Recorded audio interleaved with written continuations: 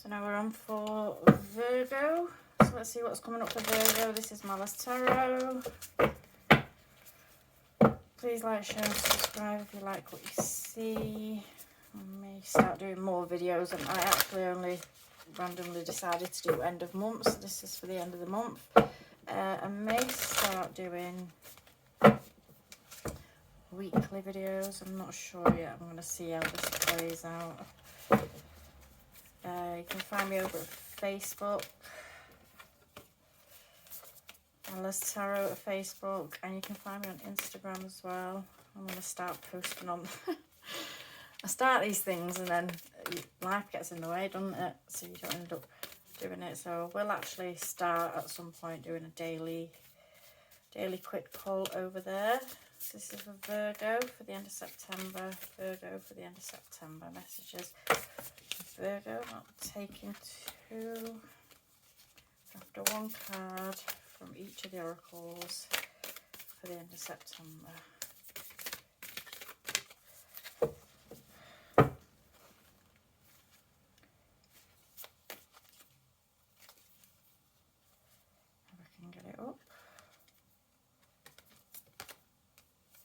So I've got discipline, training, consistency and practice.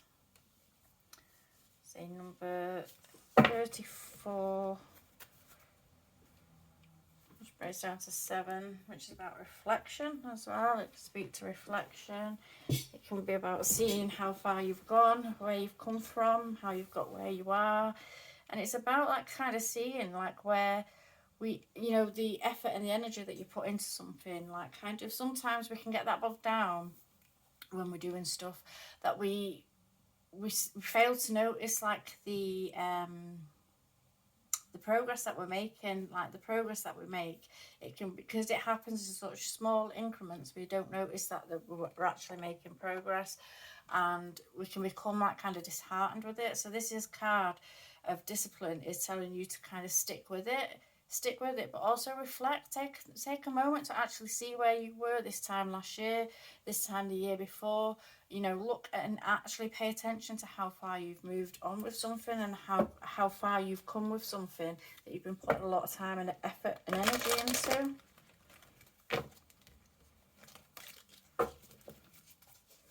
One card. Virgo for the end of September, please. Virgo for the end of September.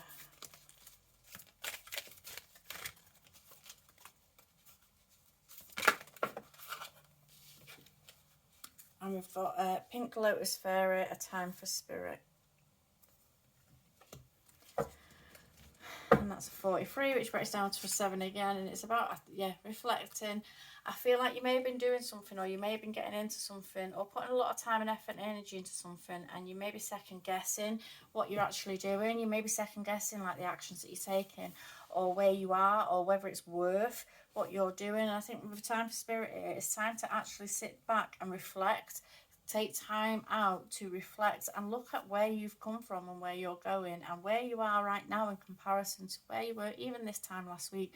Things change constantly, and when things happen, and when we're doing something, or we're learning something, or we're trying to achieve something, sometimes things happen with such small increments that we don't notice the progress that we're actually making. And it's only by like actually taking time to sit down and look at it that we can sit there and reflect and think, actually, yeah, I have made progress, and yeah, I'm a ton better than I was before, and I am going in the right direction. A Time for Spirit is about like kind of reconnecting, getting back to your roots, kind of reconnecting and figuring out, taking time to be thankful for where you are and how you've got here, and the effort and energy that you put in, and being thankful for the guidance to continue going where you're going, and being like having a look then at where you are going and what you're hoping to achieve, so you can start implementing things into your life. And A Time for Spirit here is letting you know that you've got Peter. 1 minute, sorry, my dogs are scratching at my door. Time for Spirit is reminding you that you've got, people have got your back, someone, the spirit is watching out for you, someone's got your back, they're with you, behind you all the way, and they're pushing you forward. But also it's nice to reconnect with them from time to time. It's nice to kind of get rebounded and reconnected with it, so we can figure out like kind of what we're actually doing. Because sometimes when we're putting a lot of effort and energy into things, we can start getting to a place where we're getting a bit almost not blasé, I don't know what the word is that I'm trying to think of, but we can get to a point where it just becomes a bit maybe a bit mundane, and we forget why we started doing something, we forget why we tried to learn something, or we forget the whole point of us trying to achieve something. And it's right, kind of reconnecting with that and figuring out like kind of where you are right now, and how and why you want to get to where you want to go, and the hopes and dreams that you're hoping to achieve from it. Time for Spirit is reminding yourself also not to continually do something, not to continually kind of put into something, because we can learn something. It doesn't mean it has to take up 24 hours of our day. We can learn things, but we can learn it in small steps. We can like back off a bit, you know, if we need to rest from it. Sometimes we need to rest from things to get a fresh perspective. Sometimes we need to rest from things just so we can feel energized and go into it, so it's not like a mundane thing that we're doing. We're not making it like a chore to do. We need to keep it fun. So sometimes we need to take time for ourselves. So this time for Spirit could be speaking about, it's time for your own spirit. It's time for you to go off and do something fun. So when you come back to whatever it is that you're trying to achieve, you're coming back to it with fresh energy and new enthusiasm in your life. Let's see what we can get here.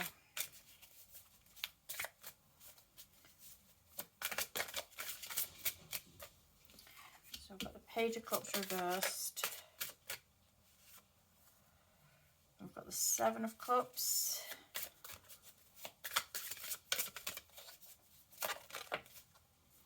And we've got the Knight of Swords. My dog's going to start booting off. We're going to start booting off.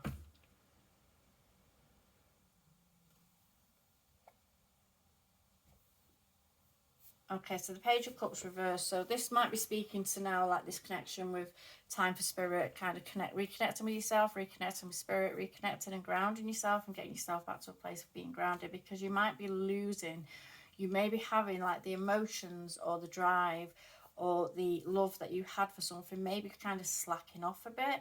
It may be at a point where whatever you're trying to do seems more of a chore than it is like a blessing, or than it is like something that you're loving to do. So it may well be that you just need to reconnect, so you can get yourself, so you can flip this page on its head and get reconnected again with the emotions that drove you to do whatever it is that you are trying to achieve, or whatever it is that you're trying to do.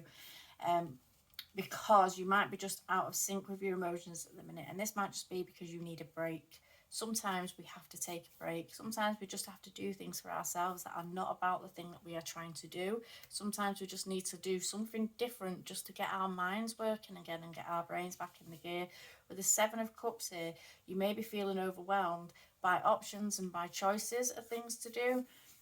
You may be feeling overwhelmed by things that are coming at you in life, and all the different kind of things that are coming at you, and you may have new things that are pulling on your attention and trying to get your attention and pulling you away.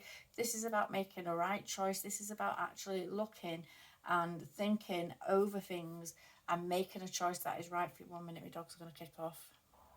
Apologise about that. So it could be about making a choice that is right for you, but also like the Seven of Cups is a reminder to you that, you know, all these it may be things like now you may be kind of losing interest with something because so many things are coming towards you at once, and it may be like you're kind of getting pulled in all different directions. But then when we look at these Seven of Cups and we think on these Seven of Cups, we look at all the different things that are in these cups, and these things might not actually be what's really appealing to us, or they might be something that looks good and shiny and new on the outside, but it's not something that's going to keep our attention for long. So it's about being able to decipher whether you actually want to take one of these Seven Cups, or whether you want to stay where you are and put any effort and energy back into where you are. But these Seven of Cups also might be just ideas for fun and times and things to do, about giving yourself options and not just sticking to the one thing, being able to decipher and take options, not having to put yourself in a position of being stuck to choose just one thing. So it could be speaking to that. With the Knight of Swords here, this Knight of Swords is a in this deck, this Knight of Swords reminds me to be careful with things, not to kind of charge in at things. Because the Knight of Cups does like to charge into things. They like to take fast action on things, and they like things to be done like here and now. So it's almost like you might be feeling a bit of lack of emotion towards something that you're trying to do because you're expecting it here and now. You're expecting it to be done here and now. And when we rush things like that, we can get things wrong. Now, I don't know if you can see in this card here, but on the bottom there, it's got all these zombies that is running over, but it's coming in trampling over. But there's also like a person there, just a normal person there. So it's almost like kind of when we try to rush things, things can end up with collateral damage. So we have to be very careful about how we move forward with things, and we have to appreciate that we can't just rush everything. Some things do take time to achieve, and some things will take time to achieve. We can't be the best at everything instantaneously. It takes hard work, and it does take hard work, and it takes consistency, but also it takes you being able to take some time for yourself and being able to have a breather and a break and not consuming yourself with something to the point where it becomes something that is just the constant of your life. It's overbearing. It can become overbearing. If we sit and think and do, I mean, it's like me when I first started tarot again, and I wanted to know it all here and now. I wanted to know it all here and now, and I'd be having it out on the table all the time. I'd be like messing around with my cards and everything, and I ended up dropping it for about 3 months because I just got that. It consumed me that much, and it was just I felt like I was getting nowhere, and because I felt like I was getting nowhere and it was just all I was doing, I was so fed up with it. So sometimes we need to take a break, and I tell you what, that was the best thing I ever did, because when I came back to it, I was dead enthusiastic about it again. It's like, oh my god, I was dead excited to learn again. But it sometimes we can do something to excess, to the point where, yeah, it does take consistency, but that doesn't mean it has to be at every minute of every day kind of consistency. It can be that we set some time aside to go and do this, and we can treat it like it is some kind of training or course or something, and something that we're not hoping to achieve in the here and now, but something that we're hoping to build on and achieve over time. So it's about taking time and not rushing into stuff, being careful, and reminding yourself not to try and rush ahead with things, because that's when things start going wrong, and that's where the collateral damage comes into everything. So I'm not even entirely sure what this is talking to. I mean, this could be speaking to a relationship, this could be speaking to kind of training, work, it could be speaking to actually anything, but it's something that you may be trying to learn. It may be something that you're trying to learn, or trying to do, or trying to achieve, and you're trying too hard. It's almost like a call to kind of relax. You're trying too hard, relax with it. The Four of Hazards here in reverse, this is the Four of Pentacles, and this is about kind of being, not allowing yourself to feel that the weight is on your shoulders, because it's like the Four of Hazards, the Four of Pentacles, it always speaks to someone that kind of closes up and is dead worried about where they are and where they're going and all this. And this is kind of calling on you to relax out of that, and don't be so concerned and so worried about that kind of what is coming. Just try and enjoy the ride, try and enjoy the moments and the connections that you're building along the way, and what's going on along the way, and what you're learning. Try and enjoy what you're learning. Don't be so fastened to the outcome of something that it consumes you to the point where it can be ruined. Allow it to just kind of be naturally, and allow yourself to be open to the different things that this may bring in as well, because sometimes we can be that focused on achieving one thing that we start blocking out all the other things that can be coming into us, that can be great for us, help us, and can actually be beneficial to what it is that we were trying to achieve in the first place. With the Two of Wands here, this is about like kind of a decision. It's a card of decision. It's a card of making a choice. This is being in a crossroads. This is kind of, so this might be you actually deciding whether you're going to continue down the path that you're going, or whether you're going to give up on something. And this might be because you are making it all about this, and you're consuming yourself with this and making it something that is turning it into something that should be positive, turning it into a negative. So it may be now that you're just like kind of at a crossroads and you're trying to decide, but maybe you don't need to decide in that way. Maybe you need to kind of have a look and see what's going on, and be able to kind of categorize things in your life, and be able to put things so you're not fully consumed on one thing or the other. You're having a balance of everything that you can have. You're making the world what you want it to be instead of having to follow a set path of what it should be, and allowing yourself to have fun with it.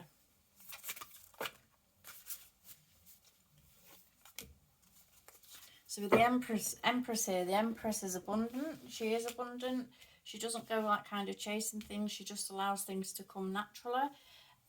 She speaks of being abundant, so this is letting you know that there's abundance coming into your life, and there is things that are coming into your life, but it's learning to kind of appreciate it also. She's like a mothering figure. She appreciates everything that's around her. She loves on and appreciates everything that's around her. So it's not about making things like a chore or making things kind of a negative situation. It's kind of appreciating everything and not being fixated on the one thing, kind of appreciating everything and knowing that abundance comes in flows as well. So it's not just one thing that will make you happy. You might be trying to do something where you're fixated on the outcome of one thing, whereas the bigger picture is what you should really be looking at. So as long as you are kind of dealing with this thing and putting time and effort into this thing, you can also put time and effort into something else and other things and still achieve a fantastic outcome at the end of it. And I feel like with the abundance card there, this is what this is saying. There is abundance to be had. The Empress is a very nurturing kind of energy, and it's about as well, she's nurtured as well, so it's kind of, it's taking on the essence of the Empress, where we are putting time and effort into everything that means everything to us in our lives, and not just fixating on the one thing and making it a chore, making it something that's problematic or challenging when it doesn't need to be. Okay, so I'm going to leave that one there. Okay.